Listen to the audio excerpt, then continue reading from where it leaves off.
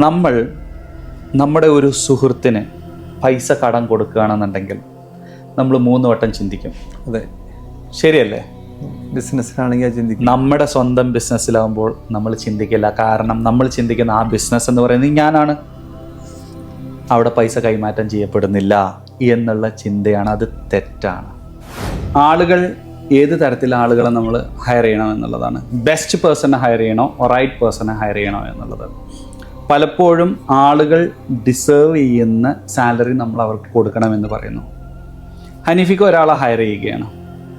അയാളെ നമ്മളൊരു sales person ജോബിലോട്ടാണ് higher ചെയ്യുന്നത്. ഓക്കെ, അയാൾക്ക് സെയിൽസ് എക്സ്പീരിയൻസ് ഉണ്ട്, 5 വർഷം എക്സ്പീരിയൻസ് ഉണ്ട് സെയിൽസ് പേഴ്സണായിട്ട്. അയാൾക്ക് താല്പര്യവും സെയിൽ ചെയ്യാനാണ്. പക്ഷേ അയാളൊരു മാനേജറൽ ലെവലിൽ വർക്ക് ചെയ്തിട്ടുണ്ട്. ആ മാനേജറൽ ലെവലിൽ വർക്ക് ചെയ്യുന്ന സമയത്ത് പുള്ളിക്കാരന് ലെറ്റ്സ് 10,000 ദിർഹംസാണ് സാലറി. നമ്മളുടെ ഇവിടെ സെയിൽസ് പേഴ്സണിനെ ആയിട്ട് ആ പൊസിഷനിലോട്ട് കൊണ്ടുവരുമ്പോൾ അയാൾക്ക് നമ്മൾ 10,000 കൊടുക്കുമോ, അതോ ലെറ്റ്സ് നമ്മുടെ സെയിൽസ് പേഴ്സൻ്റെ സാലറി 5,000 ആണെങ്കിൽ 5,000 കൊടുക്കുമോ? 5,000 കൊടുക്കാനേ കഴിയുള്ളൂ. പക്ഷെ അയാൾ ഡിസേർവ് ചെയ്യുന്നപ്പോൾ അങ്ങനെയാണെങ്കിൽ 10,000. ശരിയാണോ അത്? അല്ല, നമുക്ക് അവിടെ അവർ നമുക്ക് കൊണ്ടുവരുന്നതും അവർ ഏത് പൊസിഷനിൽ നിൽക്കുന്നു എന്നുള്ളതിലേക്കാണ് നമ്മൾ എന്ത് ചെയ്യേണ്ടത്, കാണേണ്ടത്. അങ്ങനെ ഒന്നും ഉള്ളത് നമുക്ക് ചിലപ്പോൾ ഈ പൊസിഷനിൽ ഇരിക്കുമ്പോൾ ഉപകാരമില്ലല്ലോ. അതെ. അപ്പം നമ്മൾ ഇതൊരു കോൺട്രവേഴ്ഷ്യൽ സ്റ്റേറ്റ്മെൻ്റ് ആണ്, ഒരാൾ ഡിസേർവ് ചെയ്യുന്ന സാലറി കൊടുക്കണം എന്നുള്ളത് അല്ല. ഒരു ചെയർ ഡിസേർവ് ചെയ്യുന്ന പൈസയാണ് നമ്മൾ കൊടുക്കേണ്ടത്. ശരിയാണ്. ആ പൊസിഷൻ ഡിസേർവ് ചെയ്യുന്ന പൈസയാണ് നമ്മൾ കൊടുക്കേണ്ടത്, അല്ലാതെ വ്യക്തി ഡിസേർവ് ചെയ്യുന്ന പൈസയാണ്. അപ്പോൾ നമ്മൾ മാർക്കറ്റിൽ ഇനിയും ആളുകളെ ആ ചെയറിന് പറ്റുന്ന ആളുകളെയാണ് തിരഞ്ഞെടുക്കുക. എക്സാക്ട്ലി. അവിടെ കൂടുതൽ എക്സ്പീരിയൻസ് ഉള്ള ഒരാൾ എനിക്ക് ആ ചെയർ മതി എന്ന് പറയുമ്പോൾ നമ്മൾ ആ ചെയറിനെ റെസ്പെക്ട് ചെയ്യുന്ന സാലറി കൊടുക്കുന്നതാണ്. അത് അവരറിഞ്ഞ് വരുന്നതാണ്. ഇപ്പോൾ വലിയ കമ്പനീസിൽ IBM പോലുള്ള കമ്പനീസിലൊക്കെയും ഈ മാനേജേഴ്സ് ചെറിയ സ്ഥാപനങ്ങളിൽ പോകുന്നത് അവർക്കറിയാം സാലറി കോംപ്രമൈസ് ചെയ്യേണ്ടി വരും എന്നുള്ളത്. പക്ഷെ അവർ ആ ചെയറിനെയാണ് റെസ്പെക്ട് ചെയ്യുന്നത്. അവിടെയുള്ള പൊസിഷനെയാണ് അവർ റെസ്പെക്ട് ചെയ്യുന്നത്. അതായത് ആ കമ്പനിയെ വളർത്താൻ അദ്ദേഹത്തിന് കഴിയും, എനിക്ക് അവിടെ ഒരു കോൺട്രിബ്യൂഷൻ ഉണ്ട് എന്ന് കരുതിയിട്ട് അതെ ഈ വലിയ സാലറിയിലൂടെ തന്നെ ചെറിയ സാലറി ഡിസേർവ് ചെയ്ത് പിന്നീട് കിട്ടും എന്നുള്ള നിലക്കൊക്കെ സാലറി ഒരു ക്രൈറ്റീരിയ മാത്രമാണ്. ക്രൈറ്റീരിയ അവരുടെ എഫേർട്ട് കാണിക്കാൻ പറ്റുന്ന അവസരം അവർ ഉപയോഗിക്കും. അതെ. അപ്പോൾ നമ്മൾ ഇവിടെയൊക്കെ തന്നെയും ഫൈനാൻസ് മാറ്റേഴ്സ്, നമ്മളുടെ പ്ലാനിങ് വളരെയധികം ഇമ്പോർട്ടൻ്റ് ആണ്. അവർ ഡിസേർവ് ചെയ്യുന്നതെന്ന് പറഞ്ഞാൽ ഓരോരുത്തർ വരുമ്പോൾ നമ്മൾ സാലറി മാറ്റി കളിച്ചുകൊണ്ടിരിക്കുക എന്ന് പറഞ്ഞാൽ അത് ഉള്ളിൽ ഭയങ്കര കോൺട്രവേഴ്ഷ്യൽ ആയിട്ടുള്ള പ്രോബ്ലം വരും.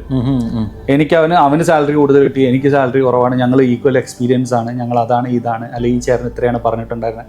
അതിൻ്റെ ഒന്നും ആവശ്യമില്ല. നമ്മൾ അനാവശ്യമായിട്ടുള്ള ഒരു തർക്കമാണത്. അതിൻ്റെ ആവശ്യമില്ല. നമുക്കൊരു ചെയറിന് ഡിസേർവ് ചെയ്യുന്ന അത് കൊടുക്കുക. പെർഫോമൻസ് ബെറ്റർ ആയിട്ടുള്ള ആളുകൾക്ക് ഇൻസെൻറ്റീവ്സ് കൊടുക്കുക.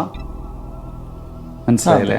അത് അങ്ങനെയാണ് അവരെ റെസ്പെക്ട് ചെയ്യേണ്ടത്. ഇൻസെൻറ്റീവ്സോ പെർക്സ് ആയിട്ടോ ഒക്കെ നമുക്ക് കൊടുക്കണം എന്നുള്ളതാണ്. പക്ഷേ അപ്പോൾ നമുക്കിത് പ്ലാൻ ചെയ്യാൻ കഴിയും. ഒരു ഇന്ന ചെയറിന് ഇത്രയൊക്കെയാണ് പൈസ നമുക്ക് സ്പെൻഡ് ചെയ്യേണ്ടത്, ഇന്ന എക്സ്പെൻസസ് TA DA എന്നുള്ള എക്സ്പെൻസ് ഒക്കെ വരുമെന്ന് പറഞ്ഞാൽ നമുക്കൊരു 6 മാസത്തിന് ഇത് പ്ലാൻ ചെയ്ത് ആ ഫണ്ട് നമുക്ക് ലിക്വിഡ് ഫണ്ടായിട്ട് തന്നെ നമ്മുടെ കയ്യിൽ കൊണ്ടുവരാൻ പറ്റുകയാണെങ്കിൽ, ഞാൻ പറഞ്ഞ ലിക്വിഡ് ഫണ്ടായിട്ട് എപ്പോൾ വേണമെങ്കിലും നമുക്ക് എടുത്ത് ചിലവാക്കാൻ പറ്റാവുന്ന, അല്ലെങ്കിൽ എക്സ്പെൻസ് മീറ്റ് ചെയ്യാൻ പറ്റാവുന്ന രീതിയിൽ നമ്മുടെ കയ്യിൽ അത് വരുന്ന സമയത്ത് നമുക്ക് ഭയങ്കര കോൺഫിഡൻസ് വരും. അത് മാത്രമല്ല, ഇപ്പം നമ്മൾ ഇപ്പോൾ ഒരു 5,000 ദിർഹംസാണ് കൊടുക്കുന്നതെങ്കിലും അതിലൊരു 4,000 വരെയൊക്കെ ചിലപ്പോൾ അവർ തന്നെ ക്രിയേറ്റ് ചെയ്തുകൂടായില്ല. കാരണം അവർക്കിപ്പോൾ നമ്മൾ ചിലപ്പോൾ ഫുള്ളായിട്ട് നമുക്ക് വേണമെങ്കിൽ ലിക്വിഡായിട്ട് വെക്കണം എന്നൊന്നുമില്ല. അനീഫിക്ക് അത് ബെസ്റ്റ് സിനാരിയോ നിങ്ങൾ പറയുന്നത്. ഞാൻ വേഴ്സ്റ്റ് സിനാരിയോ, നമ്മൾ ഇത് സ്റ്റാർട്ട് ചെയ്യാണ്, ഒരു ബിസിനസ് റൺ ചെയ്യാണ്. അതെ. ബെസ്റ്റ് സിനാരിയോയിൽ അവർ കൊണ്ടുവരുന്നുള്ള എക്സ്പെക്ടേഷൻസ് ആണ്. അതെ. നമ്മളുടെ കൺട്രോൾ ആയിട്ടുള്ള ഫ്ലഡ് കയറി 1 മാസം ഇവിടെ വർക്ക് ചെയ്തില്ല, എന്ത് ചെയ്യും? അല്ല, അത് നമ്മൾ വേറെ തന്നെ കാണുന്നു. പറഞ്ഞത് ബെസ്റ്റ് ഈ എന്ത് സിനാരിയോ വന്നാലും ഏത് രീതിയിൽ വന്നു കഴിഞ്ഞാൽ നമുക്കൊരു 6 മാസത്തിന് അറ്റ്ലീസ്റ്റ് അവരെ സർവൈവ് ചെയ്യിക്കാവുന്ന ഫണ്ട് നമ്മൾ കണ്ടെത്തുകയാണെന്നുണ്ടെങ്കിൽ നമുക്ക് പീസ് ഓഫ് മൈൻഡിൽ അവരെ സപ്പോർട്ട് ചെയ്യാം എന്നുള്ളതാണ്. 1 നമ്മുടെ പീസ് ഓഫ് മൈൻഡ്. 2 നമുക്ക് വ്യക്തമായിട്ടുള്ള കാഴ്ചപ്പാടുണ്ട്, ഇന്ന സമയങ്ങളിൽ ഇന്ന കാര്യങ്ങൾ ഇന്ന പൈസ വരണം എന്നുള്ളത്. 3 നമ്മൾ we become the decision makers, customers അല്ല. നിങ്ങളുടെ വില, നിങ്ങളുടെ പ്രൊഡക്റ്റിൻ്റെ വില നിശ്ചയിക്കേണ്ടത് നിങ്ങളുടെ കസ്റ്റമേഴ്സോ നിങ്ങളുടെ കോമ്പറ്റീറ്ററോ അല്ല, നിങ്ങളാണ്. പക്ഷേ നിങ്ങൾ ഫൈനാൻഷ്യലി വീക്കായി കഴിഞ്ഞാൽ you will be forced to compromise. കാരണം ഈ സെയിൽ നടന്നാലേ അവര് പറയുന്ന എനിക്ക് ഇവിടെ price ന് survive കൊടുക്കാൻ ഉള്ളൂ. തയ്യാറാവും. അപ്പൊ ദേ ബിക്കം ദ ഡിസിഷൻ മേക്കേഴ്സ്. വളരെ സിമ്പിൾ ആണ്. നമ്മുടെ നാട്ടിലൊക്കെ സ്ഥലക്കച്ചവടം നടക്കുന്ന സമയത്ത് വിൽക്കാൻ നമ്മൾ ശ്രമിക്കുമ്പോൾ സ്ഥലത്തിന് വില കിട്ടില്ല. മനസ്സിലായില്ലേ? നമ്മൾ ആവശ്യക്കാരനാണ്, നമ്മളാണ് ആവശ്യക്കാരെന്ന് കണ്ടു കഴിഞ്ഞാൽ നമുക്ക് വില കിട്ടില്ല. ദേ ബിക്കം ദ ഡിസിഷൻ. അപ്പോൾ ഈ ഫണ്ട് ഉണ്ടായിരിക്കുമ്പോൾ ഫണ്ടിന്റെ റിലാക്സേഷൻ മാത്രമല്ല, ചില നല്ല തീരുമാനങ്ങൾ എടുക്കാൻ നമുക്ക് സാധിക്കുമെന്നുള്ളതാണ്. പീസ് ഓഫ് മൈൻഡിൽ ബിസിനസ് ചെയ്യാനും കഴിയും. പീസ് ഓഫ് മൈൻഡിൽ ബിസിനസ് ചെയ്യാനും നമുക്ക് കഴിയുന്നുള്ളൂ. എന്ത് ഇങ്ങനെ അൺകൺട്രോളബിൾ ആയിട്ടുള്ള എക്സ്റ്റേണൽ ഫാക്ടേഴ്സ് വന്നു കഴിഞ്ഞാലും നമ്മളുടെ ടീമിനെ ഈ പറഞ്ഞ ഈർക്കിലി പോലെ മുറുക്കെ പിടിച്ച് നിർത്താൻ നമുക്ക് സാധിക്കും. കാരണം നമ്മളാണ് ഡയറക്ഷൻ കൊടുക്കുന്നത്. അപ്പോൾ അത് കഴിയുമെന്നുള്ളതാണ്. അൺഫോർച്ചുനേറ്റ്ലി പല സ്ഥാപനങ്ങൾക്കും ആ ഒരു ഇതിലോട്ട് എത്താൻ പറ്റിയിട്ടില്ല, പറ്റുന്നുണ്ടാവില്ല, ഇപ്പോഴും പറ്റുന്നുണ്ടാവില്ല. പക്ഷെ അത് നമ്മളുടെ ഒരു മെയിൻ ഗോളായിട്ട് നമ്മൾ വെക്കണം എന്നുള്ളതാണ് എനിക്ക് ഈവൻ ചെറുകിട ബിസിനസ് ആണെങ്കിൽ പോലും പറയാനുള്ളത്.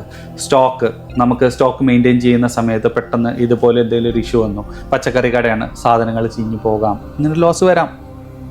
ഒരു റയട്ട് കലാപം വന്നു, അല്ലെങ്കിൽ ഒരു ഹർത്താലും മറ്റുള്ള കാര്യങ്ങളും വന്നു, മീൻ കച്ചവടക്കാരെന്ത് ചെയ്യും?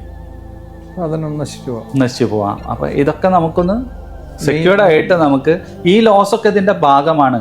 തോൽവി നമ്മളുടെയൊക്കെ ഈ പാതയുടെ ഒരു ഭാഗമാണ് എന്ന് അറിഞ്ഞുകൊണ്ട് അതിന് പ്രിക്കോഷൻസ് എടുത്തുകൊണ്ട് നമ്മൾ ചെയ്യുമ്പോൾ നമുക്ക് ഫോക്കസ്ഡ് ആയിരിക്കാം. കസ്റ്റമറെ വിൻ ചെയ്യുന്നതിൽ ഫോക്കസ്ഡ് ആയിരിക്കാം, നമ്മുടെ ബിസിനസ് എക്സ്പാൻഡ് ചെയ്യുന്നതിൽ ഫോക്കസ്ഡ് ആയിരിക്കും. ഇല്ലെങ്കിൽ നമ്മൾ ഫണ്ടിൻ്റെ പിന്നാലെ ഓടിക്കൊണ്ടിരിക്കും. ഇപ്പോൾ ഫണ്ട് ഒരു ഫാക്ടറാണ്. അതായത് ഫണ്ടിൽ റിസർവ് ഫണ്ട് വേണം, നമ്മൾ മാറ്റി വെക്കാം. പക്ഷേ അത് മാത്രമല്ല ഫിനാൻഷ്യലി നമുക്ക് വരാൻ പോകുന്നത്. അതെ. ഇപ്പോൾ ഉദാഹരണമായിട്ട് പല ഷോപ്പിലും അല്ലെങ്കിൽ പല ബിസിനസ്സിലും ഇപ്പോൾ സ്റ്റോക്ക് 50,000 ആണെങ്കിൽ അറിയാതെ തന്നെ അത് 1 lakhലേക്കും. സാധാരണ രീതിയിൽ ഞാൻ പല ബിസിനസ് മാനോട് സംസാരിക്കാറുണ്ട്. അവർ പറയും, നിങ്ങൾ എത്രയാണ് സാലറി എടുക്കുന്നത്? ഞങ്ങളൊന്നും സാലറി എടുക്കുന്നില്ല. നിങ്ങൾക്ക് എത്രയാണ് ഇന്ന് കിട്ടുന്നത്? അതൊന്നുമില്ല. അവർക്ക് കിട്ടുന്നത്, പണ്ട് ഞാൻ ഈ ഷോപ്പ് തുറക്കുമ്പോൾ ഒരു 50,000 ഉണ്ടായിരുന്നുള്ളൂ, ഇപ്പോൾ അത് 5 lakhൽ എത്തി നിൽക്കുന്നു എന്ന് പറയും. ഇത്രയും ഇത് സ്റ്റോക്ക് അങ്ങനെ കൂടി എന്നല്ലാതെ അവരെ ഇതൊന്നും എടുത്തിട്ടൊന്നും ഉണ്ടാവില്ല.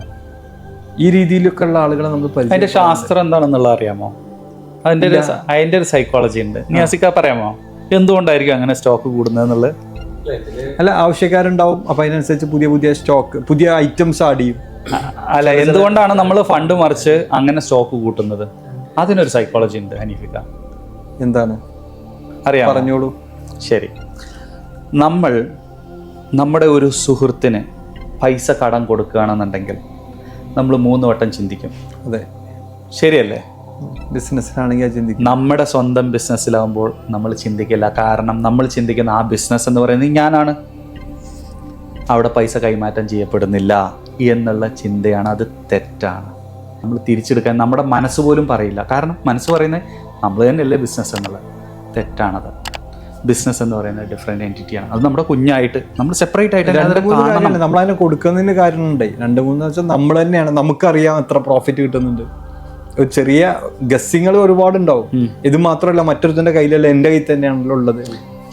അതാണ് പ്രൈമറി ഫാക്ടർ. ഹനീഫിക്കന്റെ ഒരു പാർട്ട്ണർ ഉണ്ട്, പാർട്ട്ണറാണ് ഇത് റൺ ചെയ്യുന്നത്. പൈസ എടുത്ത് കൊടുക്കുമോ? ചിലപ്പോൾ കൊടുക്കാൻ സാധ്യത കുറവായിരിക്കും. അവനവന്റെ അവനോണ്ട് എന്താണ്, ഇതില്ലെങ്കിൽ എന്റെ മുതലാണ്. അതാണ് അതിന്റെ സൈക്കോളജി. ഇത് എന്റെ മുതൽ തന്നെയല്ലേ, മുതൽ അവിടെ കിടക്കില്ലേ. പക്ഷേ പ്രശ്നം വരിക, നമുക്ക് പെട്ടെന്ന് ഒരു ലിക്വിഡ് ഫണ്ട് വരുന്ന സമയത്ത് ഈ സാധനങ്ങളൊന്നും നമുക്ക് ലിക്വിഡേറ്റ് ചെയ്യാൻ കഴിയില്ല. ചില ബിസിനസ്സിന് കഴിയാൻ സാധ്യതയുള്ള ബിസിനസ്സാണ് ഗോൾഡ് പോലെയുള്ള കാര്യങ്ങൾ. പക്ഷേ ഒരു ഏറെക്കുറെ നോക്കുന്ന സമയത്ത് ഒരു 90% ഇത് ബുദ്ധിമുട്ട് വരും.